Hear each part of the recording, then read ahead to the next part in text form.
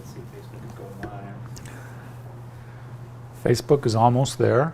There's a window in Facebook that shows a video, so yes. Okay, so we're good. Good. All right, let's get going. I think we should. I'm Uncle Scott with Speakeasy Bakery and feedSCV. A little housekeeping, as always, in the very beginning.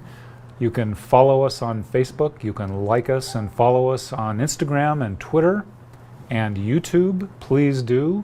And give us the likes, give us the thumbs up. We love that stuff. It makes us feel good and makes us want to come back and do more.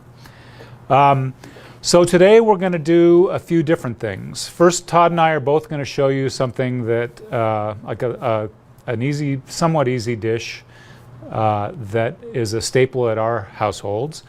And then we're going to just open it up to questions. And quite honestly, the question period, it can be a question and answer going both ways. Yeah. And anytime you want to ask some questions while we're doing this, that's fine too. Okay, so what I'm going to prepare for you is a very simple treatment of Brussels sprouts and fennel roasted. I would say about 2 or 3 years ago, my son, as part of Thanksgiving, his dish was Brussels sprouts, roasted Brussels sprouts. And prior to that, I'd have to say, like I think a lot of people, I never really cared for them very much. Whoever made them for me in the past, it was just kind of wilted and steamy and just not real flavorful. But he roasted them in a very basic olive oil and salt and pepper preparation, and then drizzled them with a little bit of balsamic vinegar when it came out. And they were delicious. And I've forever since then been a big fan of Brussels sprouts, roasted Brussels sprouts. But as per usual, I'm never satisfied with the last way I had it. So I looked around and I found one of my favorite websites, Serious Eats. They had a sort of quick and easy and foolproof method for doing it. And it's basically a super hot oven, 500 degrees, and for a very short amount of time. But once again, very simple preparation, salt and pepper, olive oil. You can add some other herbs in there if you like. I usually don't. I added fennel because fennel has become one of my favorite roasted vegetables lately. So I've already prepared a little bit of it, so you don't have to just sit and watch me chop for days and days. But let me just go through it. Basically, you've got your basic fennel bulb, and you can cut off. I cut it right as the stalk meets the head, and then cut off the heel, or the root, I guess. And then right down the middle.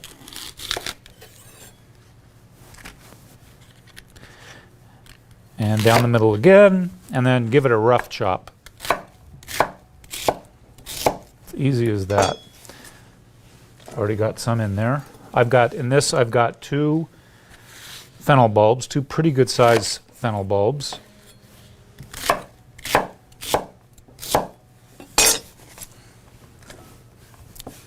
And boy, I should have weighed the Brussels sprouts. I mean, it's, there's no absolute when it comes to how much. Just do enough to sort of cover a sheet pan like that.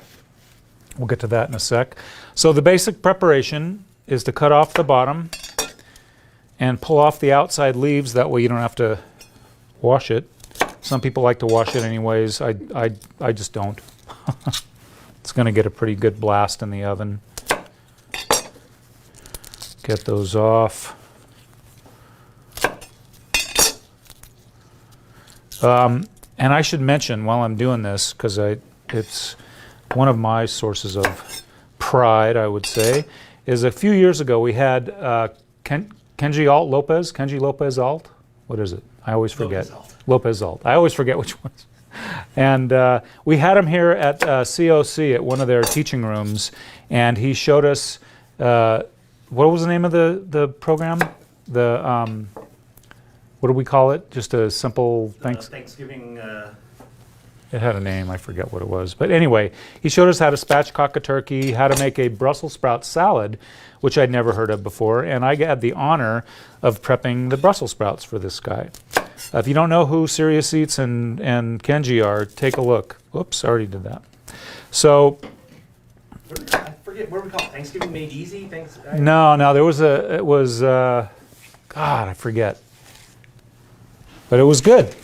And he made, so one of the things he made was this Brussels sprout salad, and it was pretty easy. It was basically raw Brussels sprouts, and you take, you unleaf all the leaves, and then there was a couple other add-ins and some sort of a vinaigrette. And the other Brussels sprouts dish that I like a lot is by Nancy Silverton. If you've ever been to Osteria Mozza, she does a shaved Brussels sprout salad that is just to die for. It's got about 7 different ingredients, but she basically takes the instructions for the recipe, and I've made it a few times, are to take the Brussels sprouts and to actually run them over one of those things to shave it. But it's like, well, you can do it on a mandolin. Oh, okay. But it's like, there's about a 95% chance that you're going to take a finger off. So I did it once that way, and I made it. I was a 5%er, and I didn't shave a finger off. But then I also decided I was never going to do that again. So I've actually taken a food processor, and if you have a lot of the food processors have a attachment or insert that has a little slicer on it on the top. That works pretty good. Or you can just put it in the bottom with the knives, and it works good enough. It doesn't get it quite as nicely shaved as in a mandolin, but you end up with all your fingers, which is nice, So then just cut them in half. Nothing more than that. You might lose a few more leaves in the process. No big deal.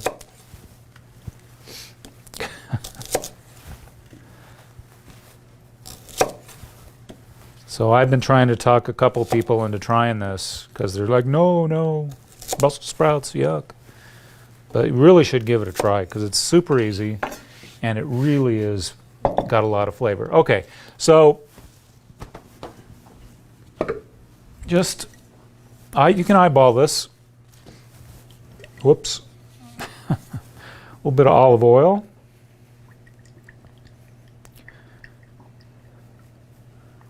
We need a bigger spout on this. No, that's fine, actually, that's good. I have a tendency to go a little heavy on it. And then let's do some pepper. I like heavy on the pepper. I'm a spicy guy. That's a spicy. And then kosher salt. I'm also a salty guy, as many people can tell you. And then just give it a toss. Now, okay, you know what? I already blew it. Shoot. Before you start, Get with the program, Scott. I know. Before you start, you should line a pan with some aluminum foil. What was that? I just turned on the Facebook stream. Oh. Okay. So line it with some aluminum foil and put it in your preheated 500-degree oven.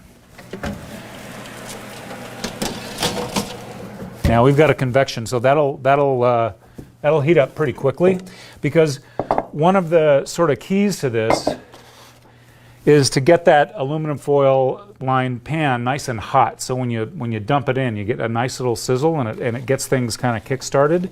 You don't have to have convection, but that's what we've got here. So anyway, just give it a toss. Get it nicely coated with all of our 3 ingredients. And that's pretty much it. It goes into the oven, which we'll do in just a sec, for 20 minutes with a shake at about the halfway point.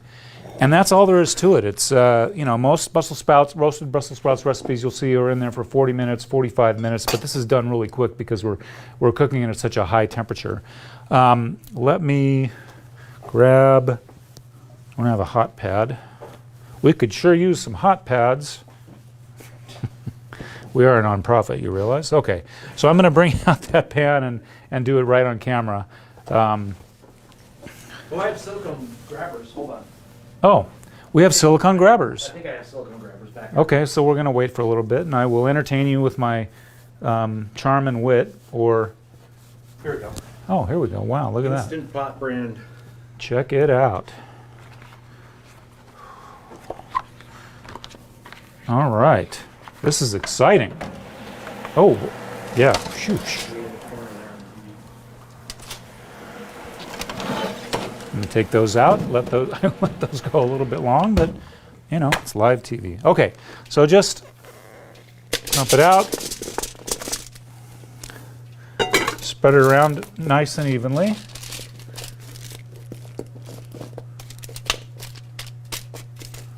And that's all she wrote. This, oh yeah, I should probably. I'm okay, folks. Not very smart, but I'm okay. Okay, that goes in for 20 minutes. And this is what comes out. Nicely charred. Nicely charred. Roasted. Roasted. I'm hot. It's delicious. And the fennel, oh my goodness. There's nothing like roasted fennel. And the flavor combination, to me, is just perfect. And that's it. At 10 minutes, we're gonna get the pan shake a little bit, maybe take a spatula and turn them around, turn them over a little bit. And then 10 minutes later, it's done. This is actually a little bit overdone, but again, live TV. And that's really it. Todd? You want to take questions? You want to see? Yeah, let's see if there's any questions first. We've got like 4 people in the Zoom room. We've got 12 or so watching on Facebook. Scott, or Larry is yelling at you about your piece of floss or lack thereof. Well, it's because we first of all, there wasn't much to do, and rather than have you watch me chop Brussels sprouts and fennel for 15 minutes, I had most of it prepared ahead of time. So mise en place yourself, buddy. Whoa, whoa, Wow, whoa. throwing down. I'm going to have a couple more bites while I wait for more questions. Anybody else? I don't know. We'll see if they come in here. We've got some. Can watch me eat. So, Yeah, Cynthia asked what was the oven temp. Casey commented, said 500. That's right. 500, yeah. And we have the convection oven. We can't actually turn it off. I probably wouldn't have used it. I think it doesn't really need it. You could probably knock it down to 450 if you do have a convection oven. Or just watch it carefully. Yeah, It yeah. promotes the heat moving around and cooks things a little quicker. Right. So if you're gonna use the convection, or even if you're not, whichever way, it's because it's such a high heat. You know, at 15 minutes, start checking it. Which is really, if I made a mistake, that was a mistake. One of my favorite cooking shows growing up was The Galloping Gourmet. And he always used to, you know, he was an English bloke, and he always used to taste his creations, and then just sometimes what he made wasn't all that great, and he'd get the greatest sort of, you know, squinchy faces about, you know, because it was so terrible. But most of the time it was, oh yeah, good stuff. More fennel. Oh man, if you've never had roast... Is the guidance to cut little X's in Brussels sprouts an urban myth? Little X's? Yeah, and I think that's more for like... And a whole Brussels sprout, yeah, probably. Yeah. Yeah, I'm slicing them in half, so I don't think... I'm not sure what the myth part is, but I've never cooked... I don't think I've ever cooked them whole. My grandmother used to cook them like that, and I never, to her dying day, would never eat them. I only like roasted Brussels sprouts. I cannot stand boiled. Oh yeah. Oh yeesh. Or Yeah. baked. Yeah. I mean, the char is what gives it that extra. It gives it that extra flavor that I think you need, because it is a very sort of a bitter tasting vegetable, and actually the drizzling it with the balsamic vinegar gives it a nice little kicks it up, as they say, as Guy says, kicks it up a notch. Okay, anything else, or are we done there? We're not done. We've only just begun. Well, I mean, am I done? We've got mashed potatoes to make. Got mashed potatoes, mashed potatoes. Let me get rid of this thing and clear the way for Todd. Let me see, where should I put this? All right, I'm going to put it on top of the, here. That's a good place for it. And then I'll keep my eye on those other ones, and maybe we'll take it out, and they won't be quite so well done. You want me to wash any of these things for you, Todd? Jen reminds us it was how to build a better Thanksgiving. Thank you. How to build a better Thanksgiving. Excellent. There we go. All right. So there's your hot pad. Do you want me to take these and wash them, Todd? This is live TV. We're just winging it, folks. So. No, I want you to run the cameras. Oh, okay. So. I'm going to run the cameras. All right. You got that. Take that. All right. Hold on, let's see. Ladies and gentlemen, without any further ado. Wait, why am I not seeing our live stream in the on YouTube? What's up with that? Hold on, I gotta check YouTube. Okay, we're checking tech for YouTube. Let's see, what other sort of interesting tales can I avail you, or whatever? What's the word? Tell you. Oh, Carissa just joined. She would like clarification on the temperature again. 500 degrees. Mm-hmm. If you've got a convection, you can probably knock it down to 450. And again, the total time is 20 minutes with a toss halfway in between. And after the 15-minute mark, keep checking, because once they cook, they char up pretty fast. Okay? And this will all be on the internet forever, so. This will be on the internet forever. Can we get an echo effect there? We're not that. We're not that? Okay. All right, ladies and gentlemen. Hey, me. Give me the microphone. Oh. So We're we're trying going to do as socially distanced as possible, so we're taking turns. I don't know which way it goes. Just unclip it. Oh, that way. Okay. Hey, I'm the talent man. I'm not the tech guy. All right. Without any further ado, Todd. Jeez, he's the Enjoy talent. yours. We're all in trouble. Enjoy. Hi, everybody. That's a Simpsons reference if you haven't gotten it. That's Dr. Nick. Okay, so let me start with one of my. This is the most non-traditional recipe you'll probably ever see, but it is deeply a tradition in the Wilson family ever since I was a kid. It is a cranberry.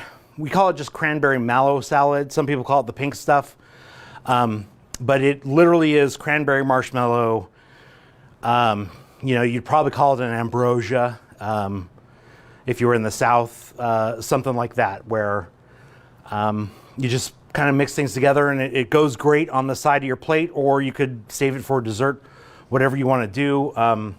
We always put it on the plate and save the dessert course for the pie or whatever. So what you need, let me get started here, is you need cranberries. Grab a bowl. You need just one bag. It's of course we're gonna have all the recipes for all this stuff up later. We were rushed, and quite frankly, I forgot my recipe sheet, so I'm gonna be checking my phone.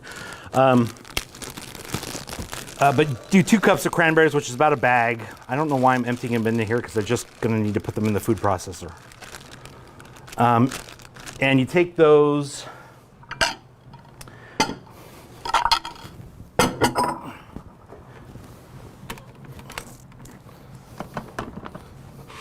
All right, we'll put them in the food processor here. You just want to chop them up.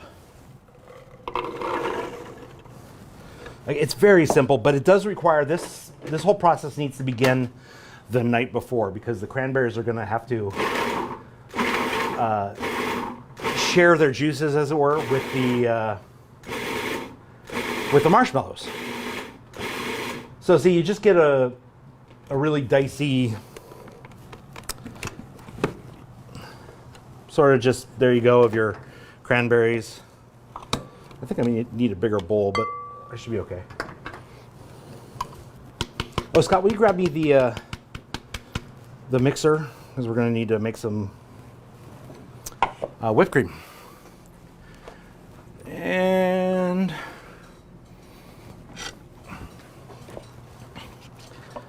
scoop all that out. All that cranberry goodness. Use fresh cranberries, don't use frozen. Frozen, I suppose, would do in a pinch, but when you freeze cranberries, like most anything else, the cell wall water freezes and crystallizes and punctures the walls of the cells, and that makes more of a mess. Hey, it works. Good to go. Imagine that. Is that okay where it is? I'll trade it with the Okay. the Instant Pot here in a second. Yeah, Oh. you can throw that out or throw that down low. Throw it out. What kind of Thank nonprofit you. are you? We reuse everything. All right, and then the bag of marshmallows. Just a standard, no brand endorsement necessary, but a standard bag. So it's 2 cups or so of cranberry, 4 cups or so of marshmallows.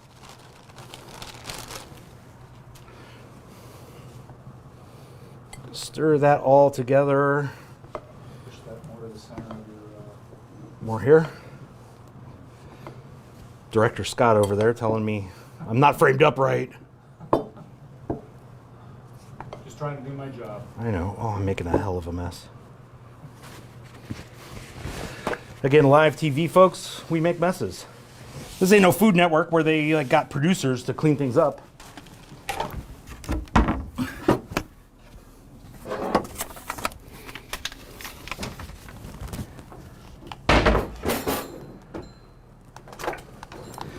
And then we also need a 1/2 cup of sugar.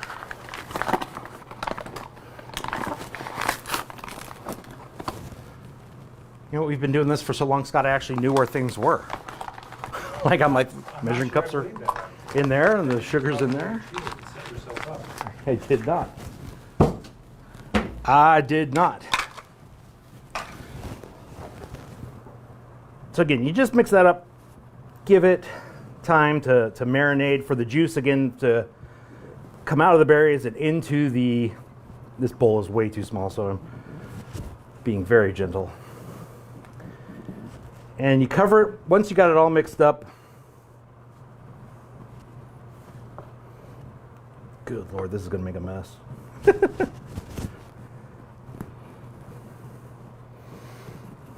All right, let's pretend that's thoroughly mixed, all right? That's good enough. Pretending. We take this and cover it with saran wrap. And through the miracle of television, voila. Look at that. We have overnight later. Take that special back from the sink.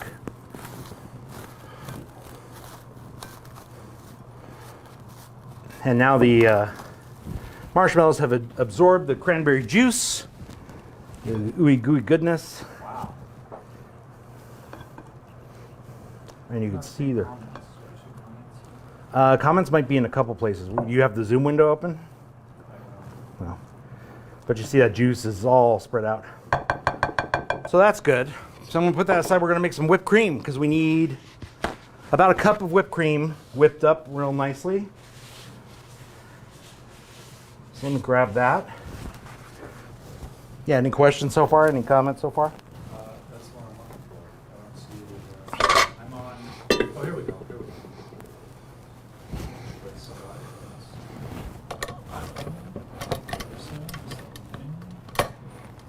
Oh wait, no, I can't.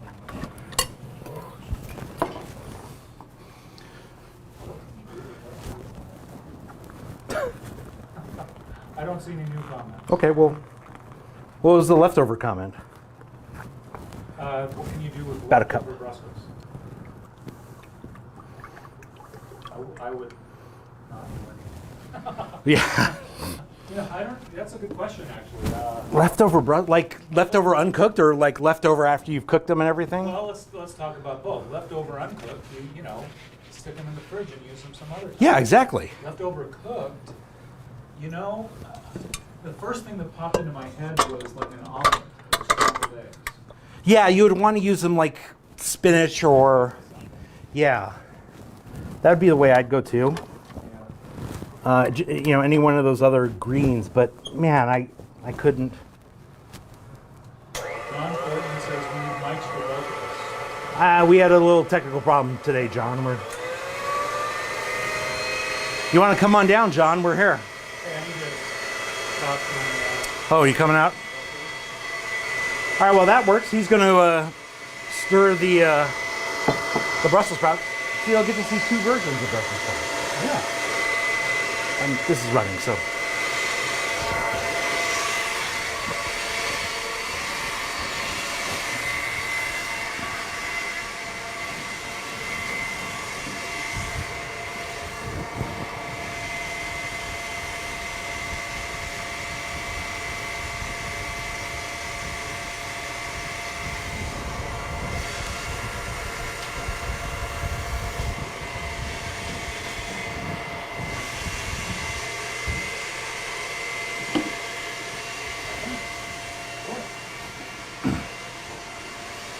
The lovely caramel. The lovely what? Caramel. I have no idea what that means. Let's make a deal. Oh, Okay, that's let's make a deal. With the Monty Hall principle of whenever asked to change your mind, you always change your mind. breakfast potatoes with leftover Brussels. There you go. That's John Hortons. We all need a producer. Hey, we're just having fun here, okay? Yeah. It's Thanksgiving, all right? If you're not here to argue and fight with your family, then I don't know what you're here for. By the way, join us for Festivus later, speaking of arguing with family. So we see we've got a nice airy whipped cream, stiff peaks as it were, although you can't see it really in here, but it's sort of stiff. See? And it's whipped cream. No bigs. All right, so the one thing you want to do is, now I'm speaking directly to my cousins who I hope are watching this. My cousin Stacy, not to be confused with my wife Stacy. My cousin Stacy has decided to tweak with the recipe in recent years, and she's added pineapple instead of apples, and omitted the walnuts. And for my money, again, family tradition and such, walnuts and apples are the recipe. So you want to take one apple or so. Let me first crush up the walnuts. Just some crushed, or you could use a grinder, a spice grinder. I just crush them out. And you want to get, I don't know, about, depends on your proclivity for nuts. My proclivity for nuts? Yeah, but about a quarter cup of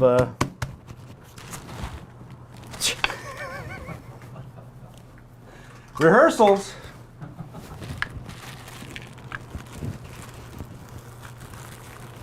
Guys, it's Thanksgiving. We're just having fun, okay? We hope you are too. About a quarter cup of crushed walnuts in there. That's good. Just a little something for texture.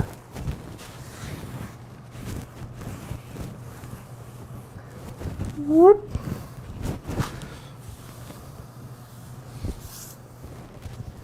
Okay, and then a quarter to half a cup of red delicious apple. Diced up nicely. You want the red delicious mostly because of the consistency and the hardiness of it. For the salad, you want the crunch. Something like a Honey Crisp, which is one of my favorites, or a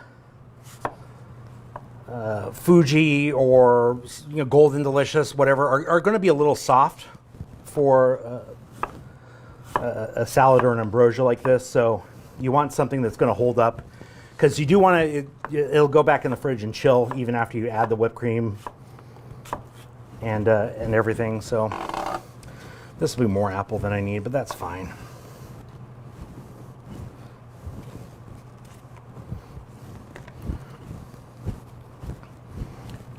John Fortman says we need another microphone.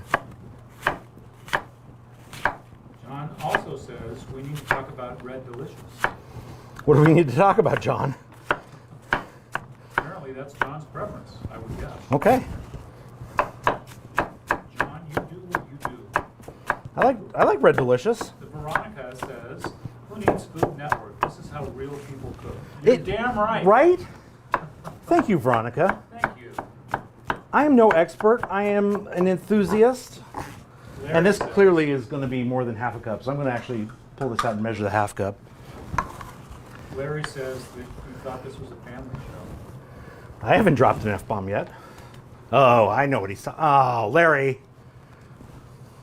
That's what you said. He's talking about the wall. Man, we should have brought the bread knives Bread knives? to scoop up all this stuff. Oh. We need bread knives, folks. Scrapers, dough scrapers. Let me interject and pull out the... Are we out? We're out of them, aren't we? The speakeasy ones? Oh, yeah.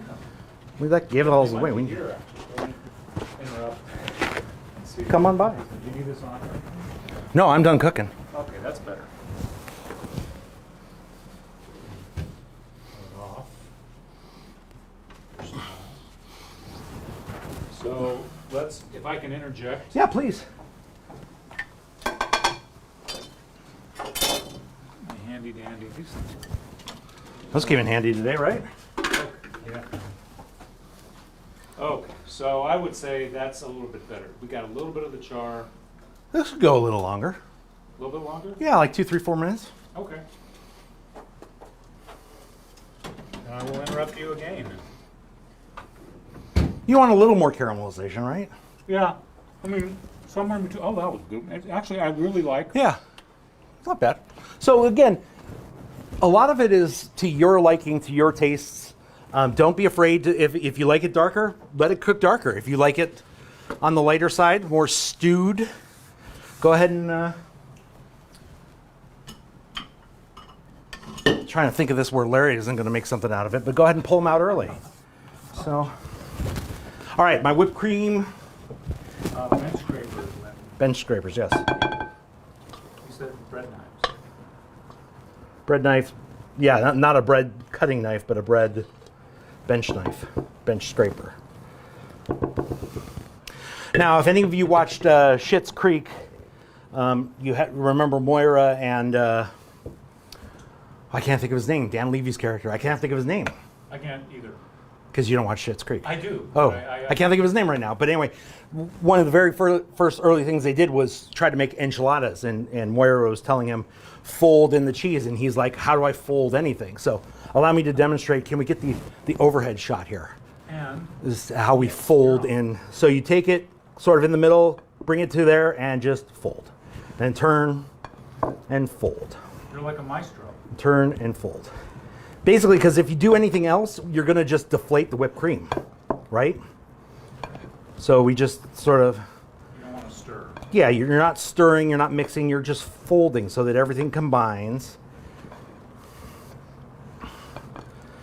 You guys don't know how, like, you may think this is disgusting, and that's okay. I completely understand. In most sort of ambrosia or those Jell-O molds or something like that people really love those Jell-O salads where there's fruit in the middle, you know, and they're made in like bundt pans and stuff. I get it. Some people love them, some people hate them. I am not of the opinion that those are particularly good. And I don't even know this is good, but it's comfort food. It's tradition in my family. And I have to be honest when I say that everybody I've introduced this to, if you like cranberries and you like marshmallows and you like whipped cream, like, you're gonna like it. So there it is. Not particularly pretty, not particularly overdone, not particularly involved, but the cranberry mallow salad. Without pineapple, with walnuts. My sister will also, she does not like walnuts in her cranberry mallow salad either, but I believe she's spending Thanksgiving in Paso Robles this year and not at my house, so I'm putting walnuts like I just did. I'm gonna grab a spoon real quick. You wanna come take a taste? Yeah, I want to take a taste, and I want to pull out the Yeah, and then I'll get ready to make mashed potatoes. Mashed potatoes with Instant Pot, because you guys, the days of, I'm not the giant fan of the Instant Pot. Like, I don't swear by it, but like some people do. But I got to admit, it makes marshmallows, mashed potatoes very easily. Ooh, whipped cream. Mm-hmm. We'll have more.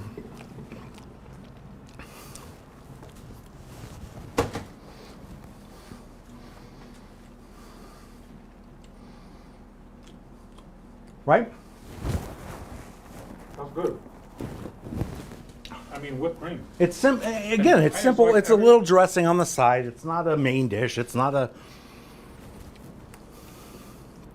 I mean, I always think about how could I change it, but that's good.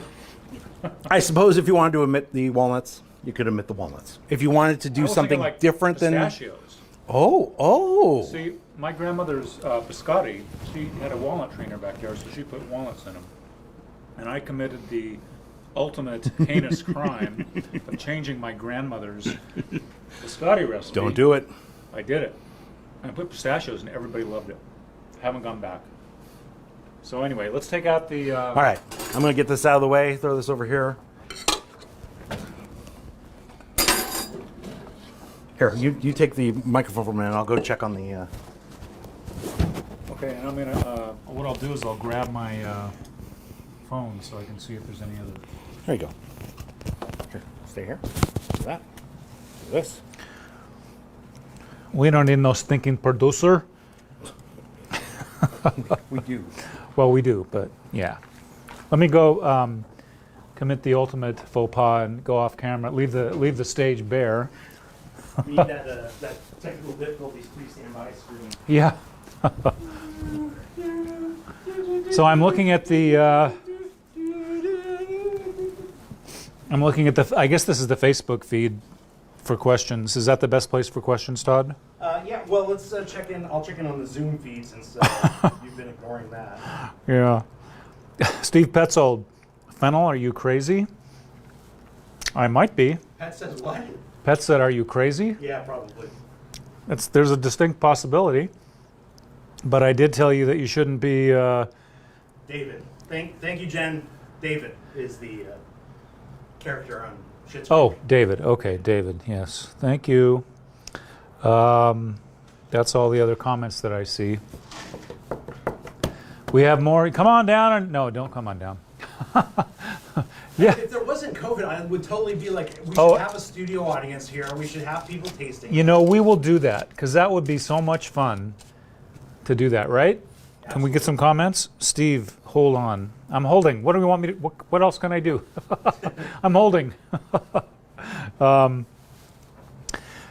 that would be awesome. I would love to do that. Have a studio audience. Wouldn't that be fun? Yeah. Have tickets and everything, or maybe not tickets, just come on down. Because we do have a nice little area right now, and as long as we're just talking, let's talk about feedSCV a little bit. Oh, please. So feedSCV, if you don't know, or even if you do know,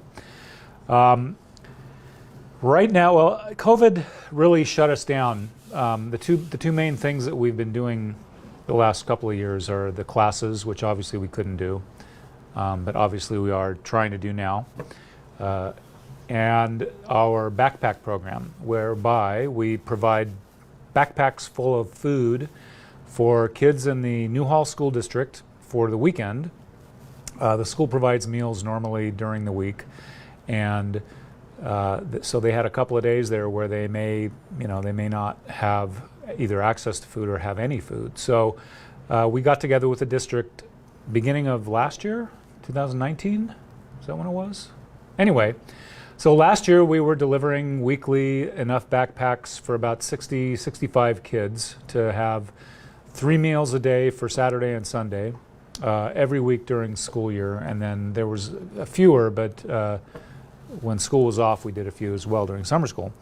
COVID once again came along and cut us off at the knees, and we couldn't do it because we had a much smaller space before we got this space, so we couldn't have people physically assemble the backpacks. So fortuitously, our lease came to an end at that place, and we looked around and we found this space, and we started talking to the I was going to say network, the school district, and we're kind of we're kind of stop and go with them. We did a few weeks ago. We did a full month supply for about 30 kids. Was it, Todd? Something like that. Anyway, 60, almost 70, I think. It wasn't a full month, but it was. Yeah, we set them up with a bunch. So we're kind of back, but we're doing a month at a time instead of a week at a time, and we have a nice big space now. So we have an assembly area so that we've got tables spaced far enough apart. Everybody wears masks, and we only have usually about 4 people usually doing it at a time. But we've got this nice little assembly line, and we get it done, get it packed, get it into boxes. And then last time they came here to pick them up. We used to take them. So anyway, we're back in business with that. Really happy that that's still happening. With this, we're learning as we go.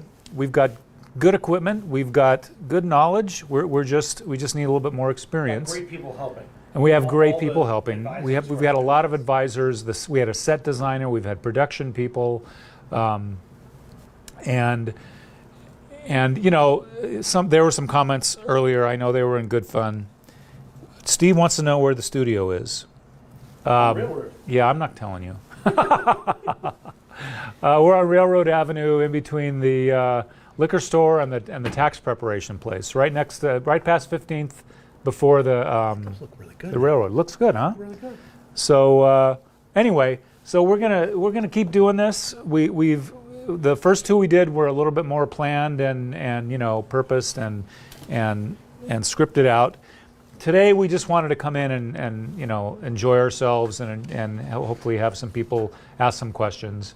So that's what we're doing. And what was the other thing? Every year we always get those last minute oh no, I need to figure out So what he also Steve also has what kind of knife? So right now we've got 2 knives. We've got a Schmidt Brothers, which is a German steel, and then this one is it's actually a First Street. You get at Smart and Final. They actually have a nice knife selection there. It ain't fancy, but it does the job. And if you keep them nice and sharp, they're very good. So that's that for that. Are you ready to get going with your potatoes? Is it potatoes or potatoes? Both, Dan Quayle. All right. So here's Todd for give me the mic. Mashed potatoes. Give me the mic. The handoff once again. Take the mic off while I go get my phone. Taking the mic off. I'm taking the mic off. Steve loves Brussels sprouts. But that's why he didn't like the fennel, probably. Because he didn't like the fennel's great, man. Just try it. Just do it. If you like sausage, you like fennel. Yeah. They're inextricably tied together. It's not a grenade. What? All right, we'll have fun. Okay, potatoes.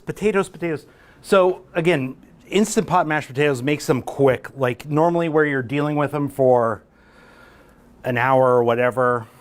I should have done a lot of prep ahead of time. But I didn't. Yeah, would you? I mean, basically what we're going to do is we're going to slice about 3 pounds. You can use russet potatoes. So the big debate is what kind of potatoes to use to make your mashed potatoes. And some people say the best blend or the best mashed potato, just slices, is a good blend of mashed potatoes. You want a bowl to put them in? No, because they're all just going to go in the Instant Pot. Okay. Oh, okay. In fact, let me just...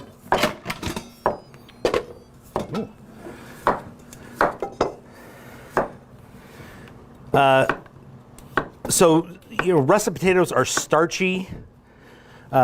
Yukon Golds like this are waxy.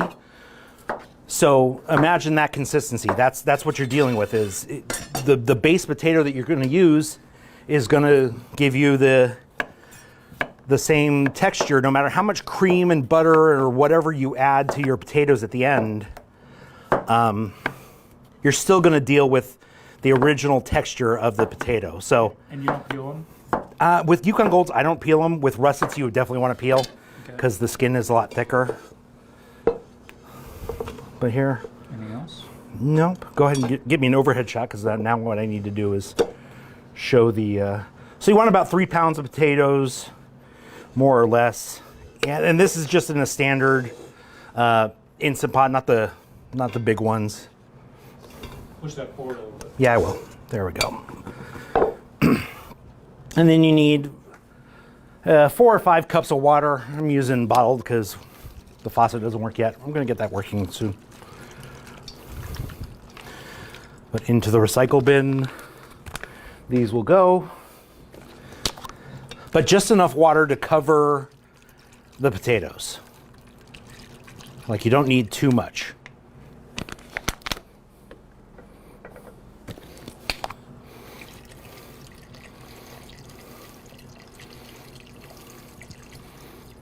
And see, just there, we are covered. Salt in there? Or? Hold your horses. Oh, I'm sorry. Hold your horses. Of course you salt it. 1 teaspoon of salt is what you want to do. The whole recipe calls for 2. This recipe was from the saltymarshmallow.com, but you can Google it, any real, they're all the same depending on what you're like. I'm demonstrating technique here, not necessarily recipe. But yeah, maybe throw in a little more water just to make sure those are good and covered.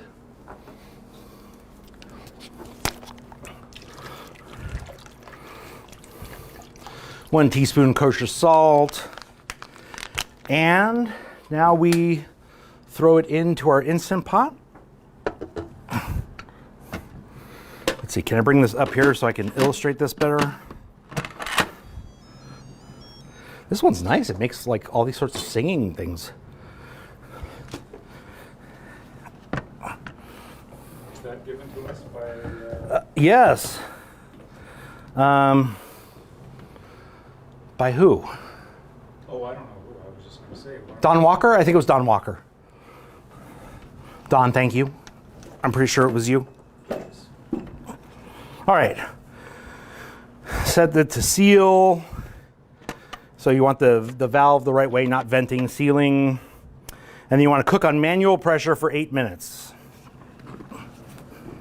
Manual pressure? Pressure cook, not 35 minutes.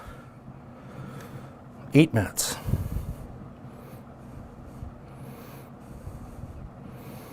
You heard me. I said 8 minutes.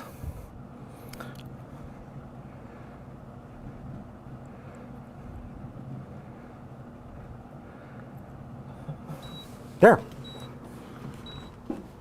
Voila. This is live, so we can't like fast forward for 8 minutes.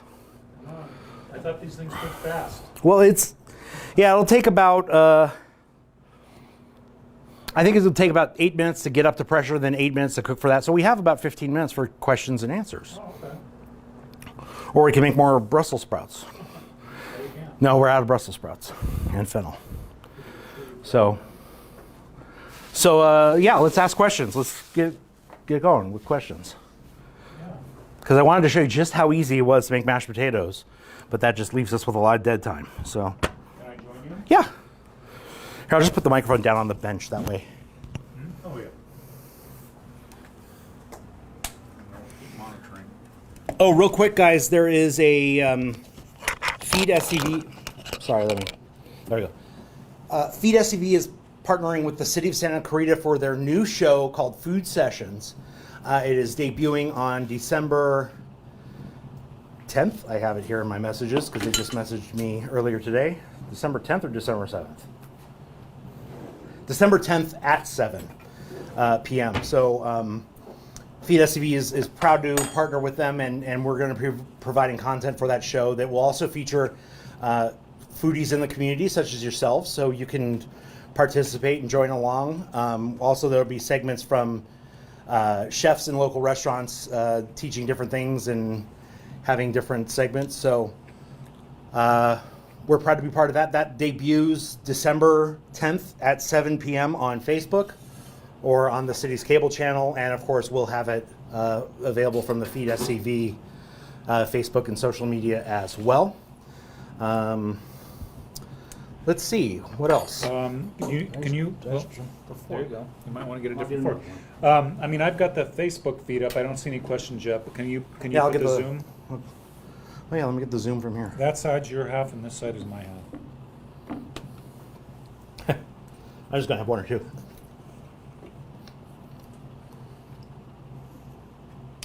I have minestrone soup waiting for me at home. Which I just made today. I can't get the zoom from here. Let me try it from. Who wants to learn how to make minestrone soup? Hands? Show of hands? Anyone? Anyone? We can do that. Minestrone's fun. Minestrone soup is a blast. If you like to chop stuff, it's basically chopping and adding, chopping and adding. Yep. And once everything's in, you just let it go. A few tips and tricks on how to make it a little bit extra special. All right. Casey asks, is it taboo to make ham for Thanksgiving? Ham? Yeah. Taboo? I don't Yeah. think it's taboo. I think a lot of people have ham for Thanksgiving. I don't think there's any such thing as taboo anymore. In today's culinary climate, I mean, I've been trying to I've been trying to get my family to really go outside the box the last couple of years, and so far I haven't been very successful. But I want to have a totally Mexican food theme Thanksgiving. I think it'd be great to have some mole and for the turkey, and we actually did have that one year as just sort of a side. But I think it's anything, I mean, some people don't like turkey. I mean, and a shout out to Mike Devlin, who brought me back from the precipice of despair, because I made a comment one time, and I said for many years I just didn't really give much thought to the turkey because it was such a bland meat, and I just concentrated on all the sides. And he dressed me down and just said, you really have to try harder, and here's some ideas. And yeah, and that's the way Mike is. Quit failing. Yeah, stop, don't just mail it in, give it a go. So, I did try a couple things. I tried wet brining, which I've since come to not particularly like, and I believe in the science that says that it just loads it up with water and makes it kind of mushy and less flavorful. Dry brining is the way to go, as far as I'm concerned. So I dry brine, just salt under the skin and salt on top of the skin, and if you're going to spatchcock it, a little bit of salt on the, and even if you don't spatchcock it, you can put salt on the inside, and then let that sit in the fridge for anywhere from 24 hours to how long can it go, Todd? A few days? Nah, I wouldn't probably go that long. Only because turkey at room temperature that long, or at fridge temperature that long starts to spoil.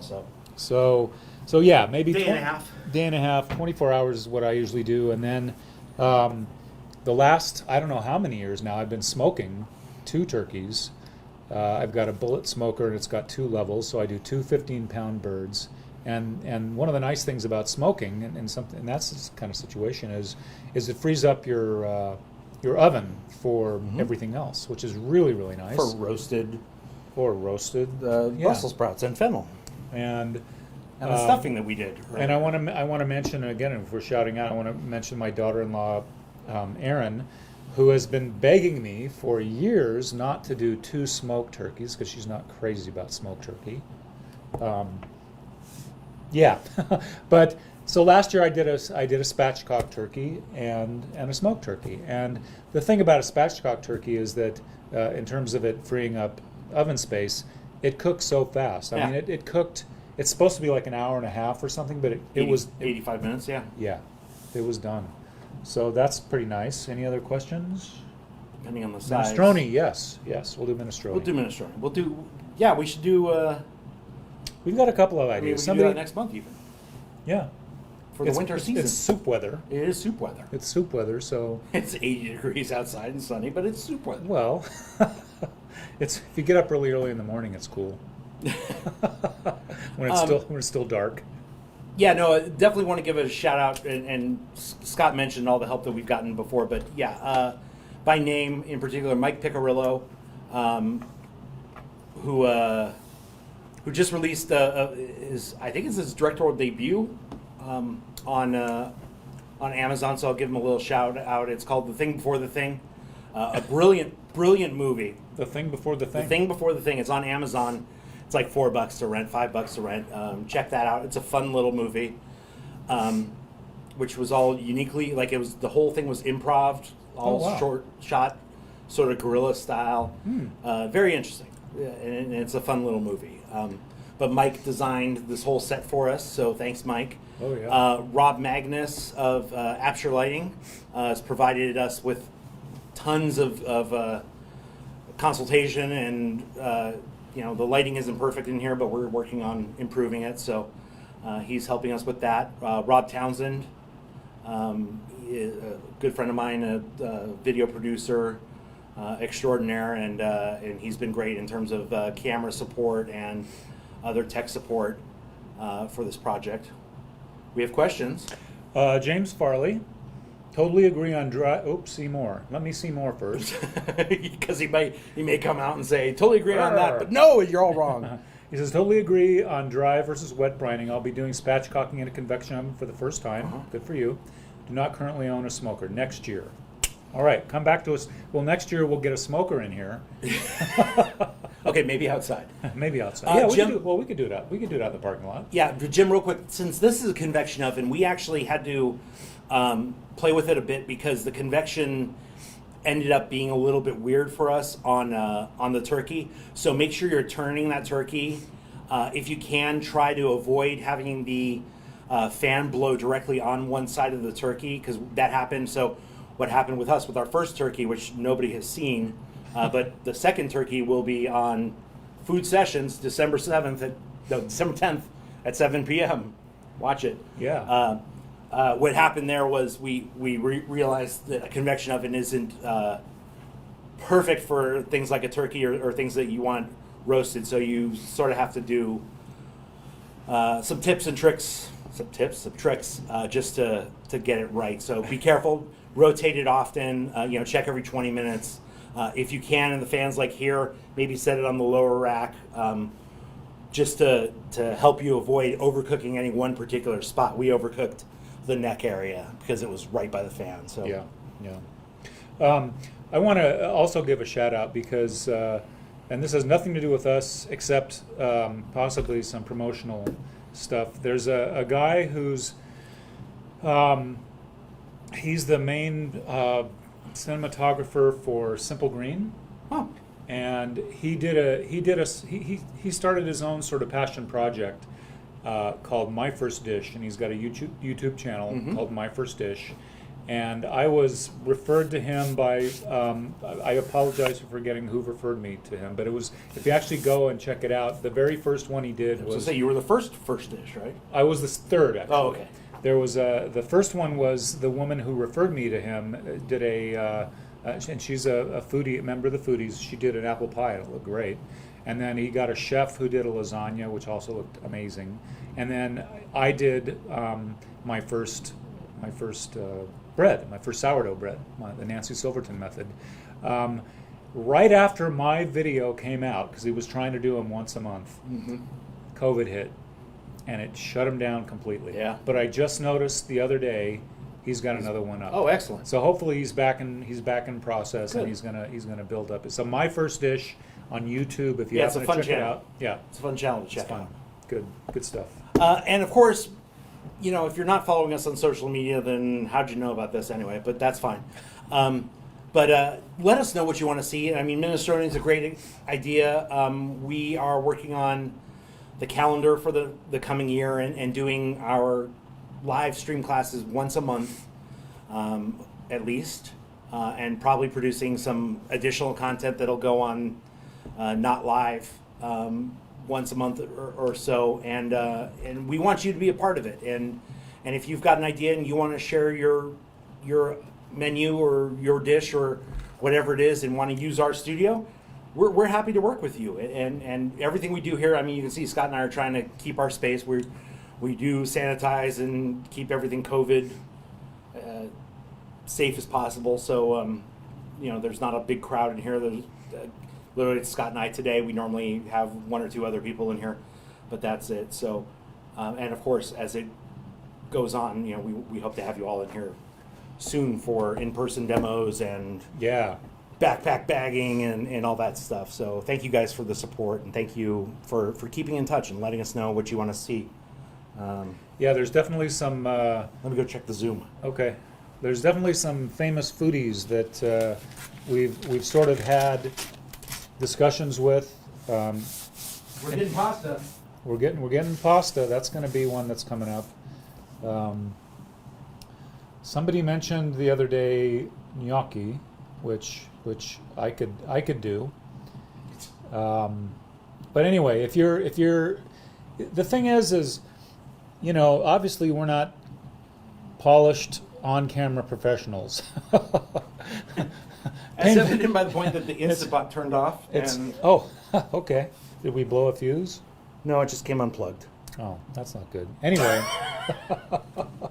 so maybe we don't get to the mashed potatoes. I'm not sure. Yeah, can't you imagine mashed potatoes? I mean, geez.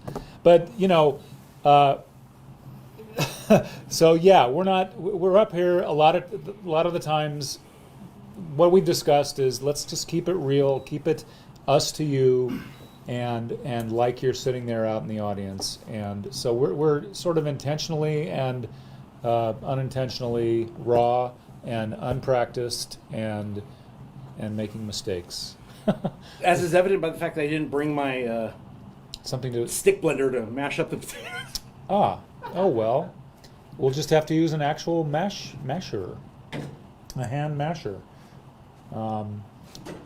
Anyway, no more. Okay, so no more questions. More questions there. I can ask myself questions. Don't we have an actual masher? We have No. One Well, of we can these. get busy with these whisks. Yeah, exactly. I mean, That's a bit of a job, though. we got slotted spoons and stuff that'll work. Okay. You know what? Improvise, right? Improvise. Do you have any big forks? We got forks. And even these things would work, I think. Better than nothing. You know? What do you think, folks? We'll figure it out. All right. I found a whisk that's Oh, probably okay. sturdy Okay, enough. real whisk. Okay. Yeah. Oh, and that thing. Yeah. The and pastry thing. Pastry blender will work. And So we get a couple of bowls and start mashing. no, it's not ready yet because it's turned Oh, off. that's right. Okay. So we may, folks, we may not get some mashed potatoes. It depends on how long you want to hang out. Yeah. I'm not getting any more questions, so Yeah. I think we were. Again, that's the beauty of live TV. Yeah, I don't even know what pressure this is at. So. All right. Why don't we wrap it? Well, we'll wrap it. So let me just give you the skinny on the mashed potatoes. Is 8 minutes. Once it comes up to pressure, it cooks for 8 minutes. You drain it off. You add about a quarter cup of milk, 1 cup of sour cream, Oh, I can see people. a little salt, a little ground pepper, and a little garlic powder. And again, it's the recipe's super simple. But the point of the matter is A, you don't have to take up space on your stove. You could use this on the counter somewhere else, and get it easily taken care of. It's so super fast that it's one of those things where, you know, the turkey's in the oven, the Brussels sprouts are in the oven, everything's getting ready to go, and with 20 minutes left before dinner, you can get this up and running and have it ready to serve at the final moments. By the way, have you had the Strauss Creamery milk that's available over at Whole Foods? No. Good. You know when it comes in a glass bottle, Oh, well, yeah. it's good. That's a top-notch stuff. Yeah. What else? So, any last-minute questions? Any? Oh, I left my Michael Gattuso has joined us. Hello, Michael, one of our board members. Thank you guys for support. Thank you for your help. Are you watching the Facebook feed or the? That's Facebook. Okay. I'm looking now at. There wasn't much on the YouTube, but the YouTube is more of an archive for it anyway. I don't see anything else on. Yeah, the last thing was Casey talking about his Last year I spatchcocked. spatchcock turkey, and yeah, I do a spatchcock turkey. Try it one more time. Take two. You had the food sessions has outtakes. You'll see. I'm better behind the camera, not in front of it. I did a spatchcocked smoked turkey for the last 3-4 years. Oh wow. And yeah, it cooks so fast when it's spatchcock. Because quiet, Siri. It cooks so quickly when it's laid out like that because you're not having to get the heat around everything. It's more direct. So if you don't know how to spatchcock, watch us December 10th at 7 p.m. Here on Facebook or on YouTube or on Periscope. Is that still a thing? Yeah, it's all the same. We'll send out the link. You guys will hear about it and that sort of thing. Carrie's just joined. Hi, Carrie. Good to see you. What else? This isn't getting anywhere near close. Yeah. Bummer, guys. I'm so sorry. The road to the bad place is paved with good intentions, right? So yeah. Any final questions that you have for us? Please hit us up in the Santa Clarita Foodies or on our page at feedSCV. We're happy to help answer questions up until Wednesday night when we're all frantically trying to make sure we have everything bought and ready to go for Thursday mid-morning/afternoon, depending on what time you eat.